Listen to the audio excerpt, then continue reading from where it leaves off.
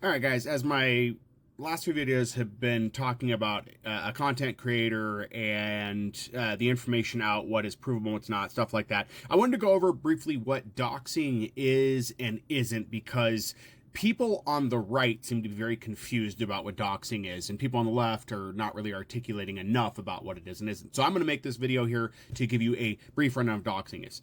Doxing is often labeled as releasing personal information online, but that's very vague, right? Because there's some information that people might consider personal that is not. So briefly, let's go over what information would be included in that, which is something that could get you legally in trouble, okay?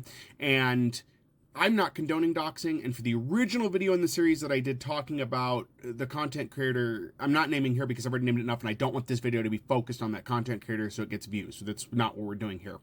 But somebody's email address, their private email address, not a business address they use, not a business email address they use, but their private email address, their home address, their personal phone number, that's doxing.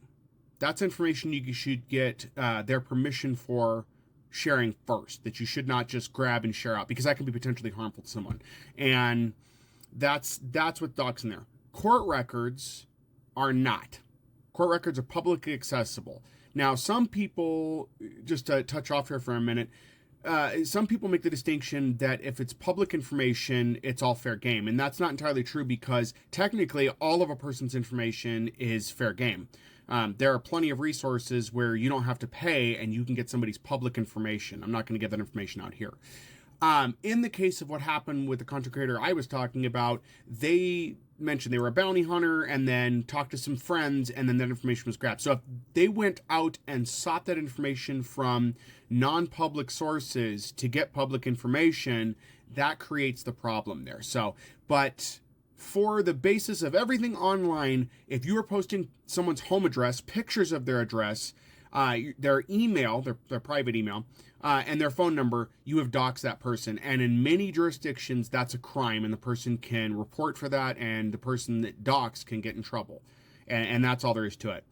As far as posting court records, though, that is not doxing. Court records are in the public domain, the public information, with the exception of sealed records, right? So if you go to a county court site or to a city's court site, whatever you want, and you're able to look up a case number and pull documents from that case, that's public information. It's publicly accessible. It's not behind a paywall. It's not behind a security login or anything like that. There's no disclaimer saying it's private. It's saying that you can't use that information to prosecute someone on your own. Most of those have disclaimers of the such. But that information is publicly available for review, purview, and dissemination to a point.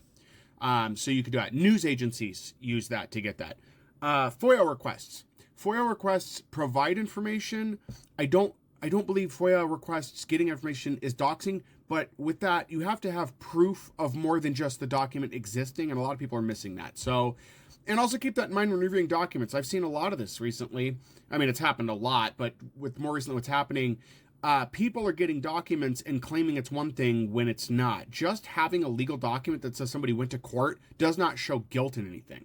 I know a lot of people don't want to like that, but I don't care if it's for drinking and driving. If you have a document saying you're going to court for a DUI, that does not immediately mean you are guilty. There are so many things that can be in there that can have that case dismissed, or maybe there's something in there that shows that you were partly guilty for something not. Maybe you weren't actually driving. I'm not defending anybody. I'm just saying there is nuance to a lot of what happens in a court case, and automatically assigning guilt to anything based off of a singular document in court, oftentimes a pleading, does not help anything. It doesn't provide any evidence of something happening. So a lot of people are very quick to react to something without knowing more about it. So sorry to make the video so long, guys. I'm realizing people's attention span is not longer than like a minute, and I just, my content is long. But anyways, just wanted to put that out there that, there is doxing, yes, and then there is not, and people seem to be getting very confused about which is which.